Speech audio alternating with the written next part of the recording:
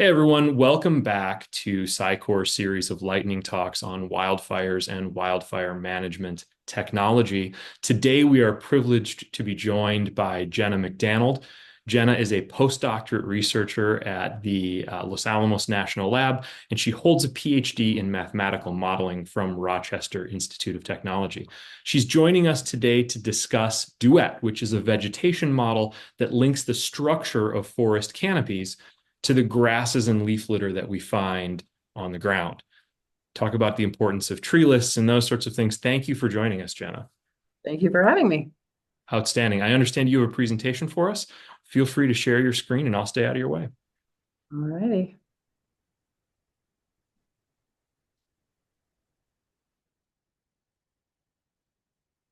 All righty. So, as you said, my name is Jenna, and I'm a postdoctoral researcher here at the Los Alamos National Laboratory on the fire team. We specifically study all sorts of different kinds of fires, but I'm going to talk today about prescribed burning and surface fuels, and then the model DUET that I did as part of my PhD research. So first thing that I want to talk about is fire-dependent ecosystems. So there's many ecosystems in this world that are actually required to have fire move through the area on a semi-regular basis. For instance, there's pine cones that have kind of like a coating on them, and they require the fire to be able to melt that coating so that they can release their seeds. There's also some other types of plants that will release so many seeds on the ground that if you don't have fire kind of come through and clear out the underbrush, it'll actually suffocate itself. So fire is really an essential component to many ecosystems in this world. We as people, we like to suppress fire because we like to think that fire is bad and that it's destructive. And ultimately, because of our suppression tactics for many years, one of the things that's happened is that we've altered these ecosystems in not such a wonderful way. Oftentimes, if these fire-dependent ecosystems don't get that fire, either things aren't spreading the way that they're supposed to, but invasive species can also move in that are also not fire dependent. So if and when a fire does come through, it can actually ruin the entire ecosystem and create a lot of problems. So one of the things that we are trying to do now is trying to design prescribed fires to try and help these ecosystems back to their natural state. So prescribed fires they can be dangerous, but generally speaking, what we try to do is we want to keep them low intensity fires. We want them to be relatively close to the ground, surface fires. We're just looking to restore the ecosystem. Every so often, we are looking to kind of have some canopy char and be able to get rid of some of the major trees. But on the whole, prescribed fires are usually relatively low intensity. One, that means that they're easier to control. And two, that also means that there's less likelihood for what we call firebrands, which is fire that is going to be picked up by the wind and then travel to other places, and therefore allow the fire to escape. Now, because these fires are really close to the ground, they're very sensitive to surface fuels and also to wind variations. So I want to point out these two images that I've shown so far. These are very good images of low intensity fires and particular prescribed burns. If you look on the right-hand side, there's this little baby tree on the right-hand side of that image. And you can see that the fire's already passed underneath it, but it's barely charred. There's a little bit of char at the very bottom of it, but it's still healthy and fully alive tree. The fire has not engulfed it. So what that tells you is how close to the ground these low intensity and prescribed burns really are, and how important it is for us to have an accurate description of what's on that ground, because that's really the main fuel for these fires. So we use numerical models in order to be able to design our prescribed burns and make sure that they are not going to escape, et cetera, et cetera. So this is an example of high-grade fire tech. These are just some images and then the corresponding burns that were done for out in the Kansas prairie. And this is a high complexity model. It uses computational fluid dynamics. It's coupled with an atmospheric model so that we have all of the eddies moving through the air, and we can see how the winds and how the fire itself are all interacting together. And then it produces these fire simulations. The good thing about fire tech is that we can then test a whole bunch of different things going on with, say, moisture content, fuel loading, all of these kinds of things, and then see how the fire is affected, how the behavior is actually affected ultimately. So we use these simulations to better understand how our prescribed burns may happen in reality. Now, surface fuels, as I said, they're the most important part of usually low intensity fires and in particular prescribed burns. Previous surface fuels models, this is an example of some of them. They use something called land fire, which is data that has been collected. Usually they take, and typically this is the very typical way of collecting surface fuel information. They take a 1 meter kind of square and they set it down in the middle of a particular area, and then they measure everything that's in that area, and then they just use that information to apply to this entire zone. So it's 30 meters squared resolution. So we're looking at 900 meters of area that we've only really looked at 1 meter square in order to be able to see what's going on for that entire area. And you can see that it's very pixelated in these images. LiDAR has helped us to improve our canopy representations, but because of the surface fuels haven't actually caught up in terms of the current research. So if you look at these images on the right-hand side, you see two things. One, the pixels on the ground are so much bigger than the pixels of the actual trees themselves, which shows just a spatial scale major difference. And then there's not really a relationship between the amount of trees that are there and then the amount of fuel that ends up on the ground. You can see that there's areas where there's lots and lots of trees, but the ground is not very covered. And then there's other areas where there's really no trees, but we have a lot of ground cover. So we wanted to make this connection between the surface and the canopy, and that's why we ended up creating DUET. So the two things we were going for was a much higher spatial resolution, and then to connect that surface fuel area with the actual canopy that's in the area.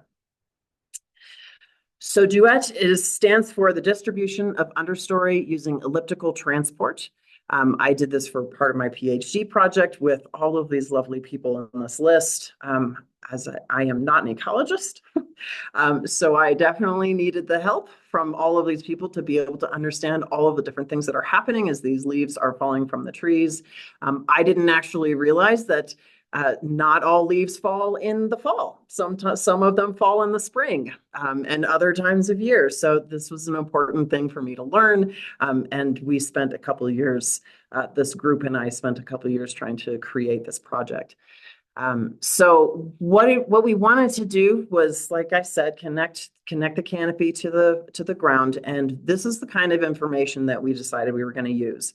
The number of years since the last time it burned, and therefore the last time it was kind of cleared out, where in the tree these leaves are starting from, how much of this tree foliage is going to fall each time. A pine tree only loses about 1/3 each year, as opposed to a deciduous tree that's going to lose 100%.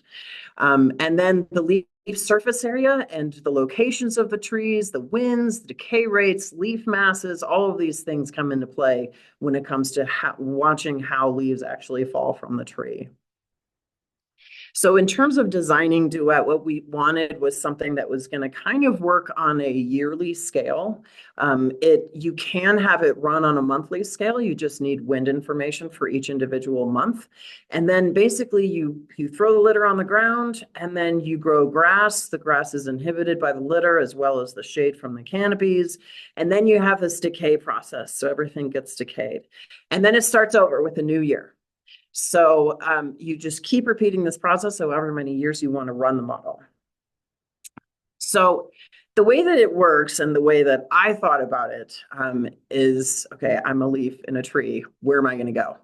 And if you start with any sort of vegetation block, you have a height and you have a density at that vegetation block. And depending on the species, If there's no winds at all in the area, you can imagine that it's going to fall sort of straight down. It's going to have the atmosphere that it's moving through. So things like the surface area of a leaf becomes very important, because something like a maple leaf is kind of wafting in the wind, whereas a pine needle is going to kind of spin, but it's not going to move laterally as much. So I like to think about this like holding a flashlight in a tree. And when you point it straight at the ground, you're going to get a pool of light that's approximately a circle, right?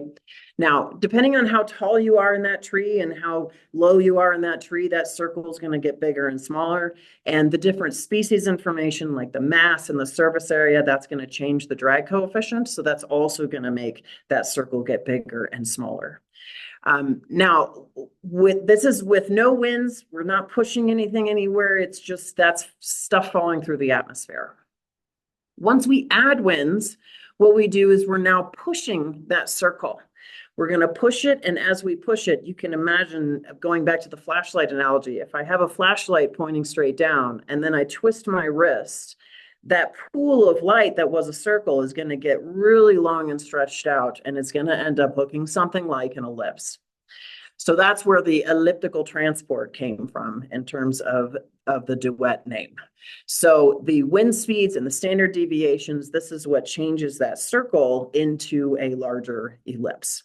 And that's how DUET, that's the basic functionality of how DUET throws the litter on the ground. These are the 4 different transformations. Mathematically speaking, it's really just taking the unit circle and then stretching it in 2 directions, rotating it and moving it.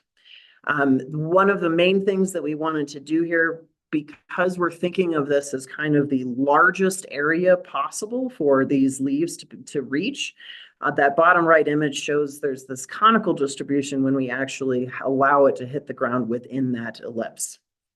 So it looks relatively complicated, but if you break it down into all its different pieces, it's actually a pretty simple idea. So next we grow grass.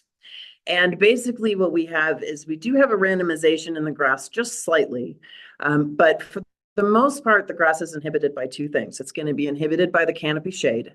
And this is true of most grass species. There are some grass species that will not be inhibited by canopy shade. But generally speaking, if you go out into the forest, you're going to see that there's blank areas right directly underneath the bole of the tree. Same thing with the litter piles. If you have a really big pile of litter that's going on, it's going to be inhibited in terms of growing the grass because the sun can't reach that area. So all of this is going to be kind of grown around all of these litter piles and around all of the trees themselves. The last thing that we did was the decay program, and the decay program is not static. I was thinking about this in terms of, like, when I was a kid, I used to be that kid that would drive my dad nuts because he'd break all the leaves into a big pile, and then I'd go and jump. And I'd jump in them and spread them all out. And of course, I had to go back out and deal with it again. But I realized quickly that if you let that litter pile sit for, say, a week, the inside of it gets kind of mucky and gross and wet and not so fun to jump into. And that's because what's on the inside of this thing is retaining more moisture. A lot of the moisture that's coming from the outside is going to kind of feed in through all the holes in the litter, and it's going to sit in that center portion. And what that does is it actually increases the decay rate. So what we have we don't have a static decay rate, even though we start with one, because each species sort of has a decay rate that's kind of applied to it.